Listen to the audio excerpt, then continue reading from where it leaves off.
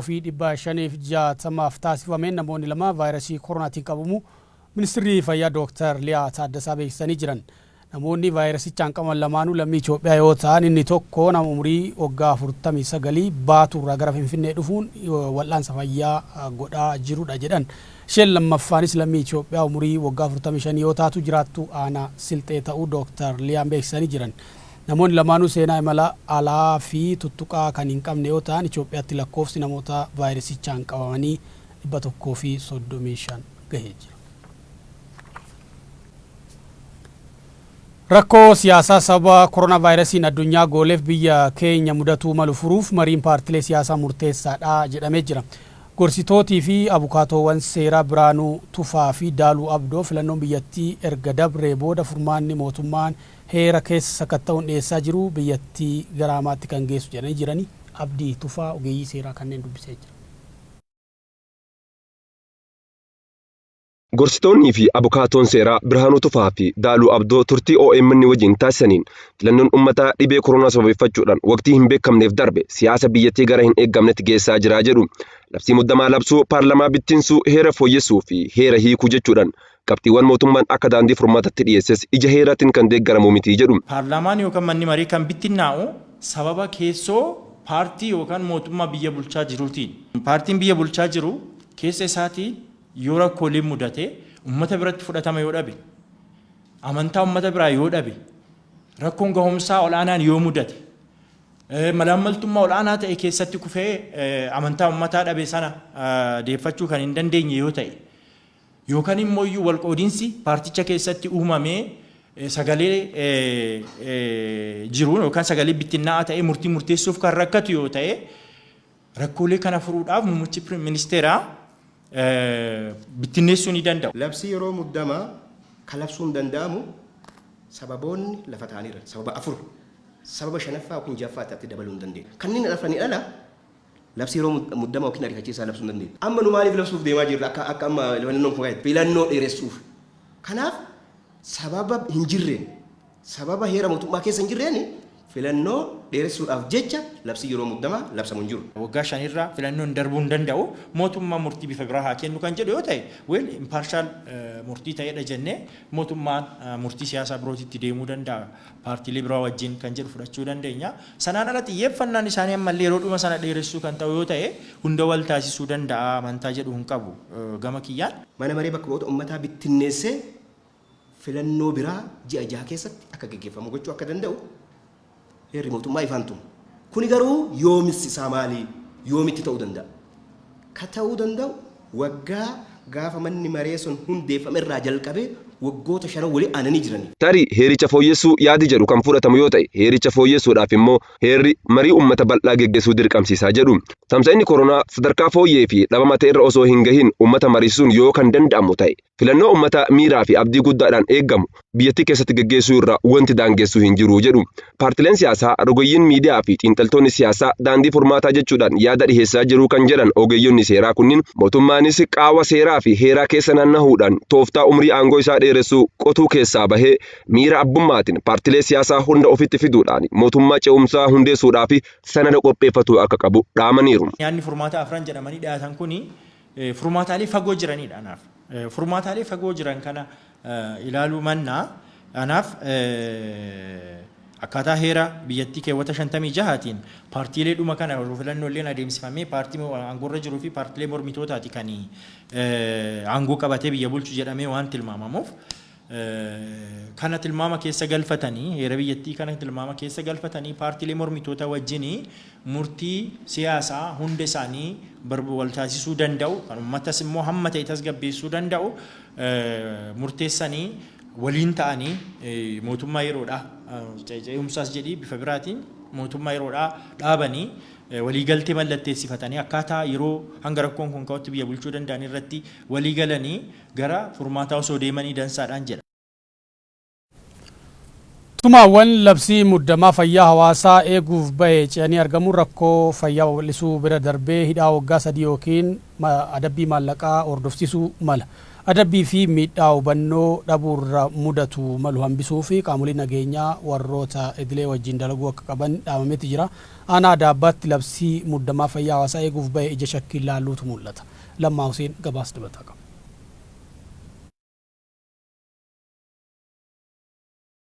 Biyyoonni hedduun tamsa'ina dhibee koronaa to'achuudhaaf jecha labsii muddamaa labsanii gorsi ogeeyyii fayyaa fi ajajni mootummaa akka kabajamu taasisaa jiru.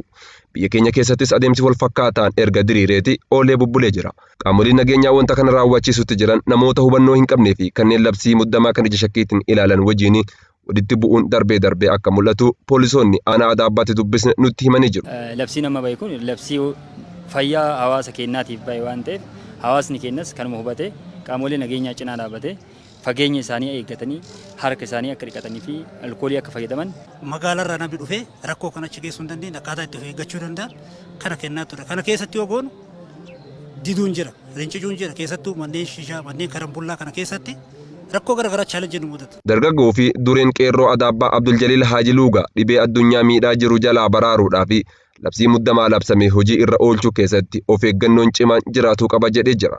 Labsii muddamaa kana hawaasni ija shakkiitiin ilaaluu waan maluu fi qaamoleen nageenyaa haarawaa biyya keessa raabsaman warroota idileedhaan hawaasa keessa turan waliin ta'anii dalaguun labsii hojii irra oolchaa gaagama hubannoo malee dhufuu danda'u hambisuudhaaf hojjetuu akka qaban gaafatanii jiru. Uummanni asiin duras miidhaa guddaa waan qabuu fi kumaandii poostii waan jedhamu kana yoo dhufu uummanni karaa biraatitti hiika waan taateef kanaan sababanii nu miidhanillee wanni jedhamullee hin haasamaa jira waan taateef kanaafuu mootummaa fi uummanni akka walitti hin buune qindoomina poolisii idilee wajjin waraanni amma biyya keenya jiru kuni qindoomanii akka dalagan dhaamsa jechuu qaba. Uummanni bakka jirutti labsicha ija shakkiitiin ilaaluu hin qabu kan jedhan itti gaafatamaan mana hojii abbaa alangaa aanaa Daabbaa obbo Margaa Huseen seerri biyyattii duraan jiru labsii muddamaa fayyaa hawaasaa eeguuf bahe raawwachiisuu akka hin dandeenye erga eeraniin booda seerri addaa bahuu isaa lafa kaayanii jiru. Seerri duraan jiru yookaan ammoo seerri idilee biyyattiin qabdu dhibee kan ittisuudhaa fi sochii weerara dhibee kana akka addunyaatti jiru kana ittisuu danda'a jennee yoo laalle ittisuu hin danda'u. Ittisuu waan hin dandeenyeef labsii lakkoofsa 3/2012 bara kana bahe jechoo dambiin isa raawwachiisuuf bahe 466/2012 baheen seerri kun seerri labsii muddamaa weerara dhibee koronaa COVID-19 jedhamu kana hanqisuudhaaf yookaan rakkoo inni geessisuu danda'u hambisuudhaaf seerri kun bahuu barbaachisee jira jechuudha. Seera bahee kana ce'anii argamuun immoo yakka hidhaa fi maallaqaa kan nama adabsiisu ta'uu hawaasni baruu qaba jedhanii jiru. Waldaan ogeessota fayyaa Oromoo idil addunyaa meeshaalee wal'aansa fayyaa hospitaala waliigalaa Cirootiif arjoomee jira. Meeshaaleen wal'aansaa kunneen birrii miliyoona 15tti kan tilmaamamu ta'uu himameeti jira. Gargaarsi kunis hospitaalicha ga'ee jira. Gargaarsa hospitaalichaaf taasifame irratti miseensa waldaa ogeeyyii fayyaa Oromoo idil addunyaa kan dubbise Udii Musaati. Gargaarsi meeshaa yaala fayyaa waldaan ogeeyyii fayyaa Oromoo idil addunyaa hospitaala waliigala Cirootiif taasise hospitaala Ciroo ga'ee akka jiru meedikaal daayirekteerri hospitaalichaa ibseeti jira. Beekamu hospitaalli Ciroo uummata godina Harargee lixaa qofa osoo hin ta'in kan biraatti illee itti fayyadama. Affaar irraas ni dhufanii, Somaalee irraas ni dhufanii, Harargee baharraas Oromiyaa keessaas itti fayyadamanii. Kun egaa carraa guddaadha jennee fudhanna uummata keenya. Gargaarsi waldaan ogeeyyii fayyaa Oromoo idil addunyaa hospitaala waliigala Cirootiif taasisan kunis qarshii miliyoona 15tti kan tilmaamamu ta'u meedikaal daayirekteerri hospitaalichaa Dr. Murteessaa Ahmad himaniiti jiru. Altiraasaawundiidhaas hedduu qaba. Feesmaaskii fi waa hedduu waan hospitaalli kun rakkina guddaarra ture hedduu of keessaa qaba. Kunis gaafate amma dura dhufanii turan Dr. Nuruddin Faanii. Gaafas rakkina hospitaalli qabu laalanii. Gargaarsa hospitaala waliigala magaalaa Cirootiif taasifame kana ilaalchisuudhaan biyya Ameerikaa kutaa Minisootaa irraa kan dubbifne Dr. Obsaa Hassan ammoo game isaaniitiin waldaan ogeeyyii fayyaa Oromoo idil addunyaa Oromiyaa keessatti gargaarsa garaagaraa taasisaa akka jiru dubbatu. Hawaasni keenya kan ala jiru International Oromo Health Professional Association wajjin gargaarsa godhameen warri gumaacha kana godhe baatii kabajamtu baatii ramadaanaa kana keessa rabbiin jazaa isaanii jazaa jannataa godhuuf jecha kuni pilot project jennaani Oromiyaa hunda keessattuu qindoominaan Ayooppaan piroojeektii adda addaa ispoonsor godhuudhaan uummata keenya eewalu irratti itti fufna. Dhumarrattis meedikaal daayirektarri hospitaala waliigala magaalaa Ciroo Dr. Murteessaa Ahmad gargaarsa waldaan ogeeyyii fayyaa Oromoo idil addunyaa isaaniif taasise akkaan galateeffataniiti jiru. Godina Baalee magaalaa Roobeetti afooshii guddaan gaaddisa Odaa Roobee jedhamu harka qalleeyyii fi qaama miidhamtoota saba koronaatiin manatti deebi'aniif gargaarsa midhaan nyaataa godhee jira. Nasraddiin Adam gabaasa dabalataan walitti jira. Godina Baalee magaalaa Roobeetti afooshaan gaaddisa Odaa Roobee qaama miidhamtootaa fi harka qalleeyyii sababa koronaatiin manatti galaniif deeggarsa midhaan nyaataa godhee jira. Ani Abdulfattaa Hayyabdaa jedhama. Itti gaafatama afoosha gaaddisa Roobeeti. Afooshni gaaddisa Roobee sababa koronaa kanaan yeroo jalqabaatiif marsaa tokkoffaa uummata harka qalleeyyii nama 100 odeetiin jira. Hawaasa keessatti sochiiwwan hubannoo ittisa koronaa irratti hojjechaa akka jiran nutti himuudhaan deeggarsi kun marsaa lammaffaatiif taasifamaa kan jiruu fi itti fufiinsaanis namoota deeggarsi isaaniif malu kamiinuu humna qabaniin bira dhaabbachuudhaaf qophii qabaachuu isaaniillee dubbatanii jiru. Bulchiinsa magaalaa wajjin jaarsota biyyaati wajjin abbootii amantaati wajjin awweer godhaa jirra. Haga humna kennaatiin walitti baasnee maallaqa namoota harka qalleeyyii qarqaaraa jirra amma. Qotanneen qabnu bocanneen qabnu akka jirullee argaa jirtanii isin nu qalqaalu kanaaf ka humna hin qabne jira ka qotatee hin dandeenye jira ka danda'ee deemee hin dandeenye jira kanaafuu nu qalqaalu kanaaf baay'ee galata guddaa isinii galchina. Wanta gargaarsa argatanii manatti galanii dhibee kanarraa lubbuu ofii akka bararaniif hawaasni keenya garuu sanitti hin jiru. Dhibeen kun ammoo akkuma namni martuu daataa harkaa qabutti biyya keenya irratti lakkoofsaan xiqqaatus dabalaatumaan dhufaa kan jirudha. Afoosha gaaddisa Odaa Roobee wajjin wal ta'uudhaan uummata harka qalleeyyii kanaa kennaa kennuudhaaf isaan madditti dhaabachuudhaaf yeroo ammaa kana asitti argame. Uummata rakkataa ka waan nyaatu waan dhugan hin qabne isaan qarqaaruudhaaf waan asitti argamaniif afoosha kana baay'ee tokko isaan galateeffachuu barbaade. Barsiisaa Qur'aanaati naannoo Roobee Salafiyyaa keessa barsiisa. Koronaa kanaan wal qabatee nama musliimaa ta'ee kaan ta'e nama gargaaruun dirqamata. Wal gargaaruun aadaa islaamummaati jechaadha agartee waan islaamummaan ta'e ittiin dhufte min aadaabil muslimiina as-sadaqa. Sadaqaan agartee adaba musliimoota irraa agartee naamusa jechuu adaba jechuudha. Oduu maddeen alaarraa argannetti ceeneetu jira. Bulchaan Kooriyaa Kaabaa Kim Jong Un guyyoota 20 booda yeroo jalqabaatiif eebba warshaa xaa'oo tokko irratti mul'achuu miidiyaan Kooriyaa Kaabaa gabaaseeti jira.